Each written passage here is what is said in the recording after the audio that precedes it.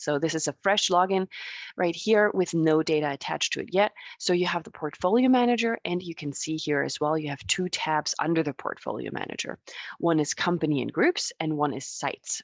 We'll be going into these very shortly, but maybe just as an understanding, you will first have to add a company to your portfolio manager, and then to the company that you added, then you can put sites in. So basically you can have an empty company basically, but you can never have a site without a company. So you will have to start here with this first step, and it already gives you the prompt, you have no company yet, click here to start. So that's what we're going to do. I'm going to click here, and a simple pop-up appears, add a company. And here you can input the name of the company that you would like to analyze your data for. In our training session right now, I'm just going to call it company A over here. Now, if I click save, you will see this appear on screen. I just want to show you as well that you can already start adding multiple companies as well here in this upload. But we'll start simple with adding a simple or single company, company A. Now, if I click save, the whole screen has transformed. Let's go through the information that has now appeared. Obviously, we see here under the companies tab, company A, what we just added, the login that I'm logged in with currently, the risk filter email address is the owner. You can see it here. And very importantly, we have no sites in here yet. So there's nothing that we would be able to analyze and no additional information given here. So no sites yet. However, we also have this lower part of the screen here that is groups. Now, groups are optional. You don't have to add any groups.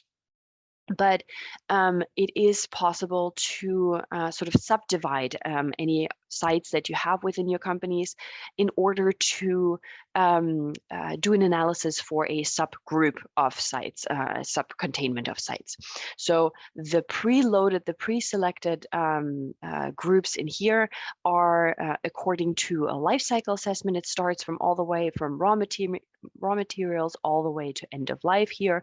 So you could, for example, have 100 sites in your company A, but some of them are actually just concerned with raw material production. Some of them are concerned with initial processing. So you could add those sites then to these subgroups in order to just take a peek into what is the biodiversity, what is the water risk just for my raw material production, for example.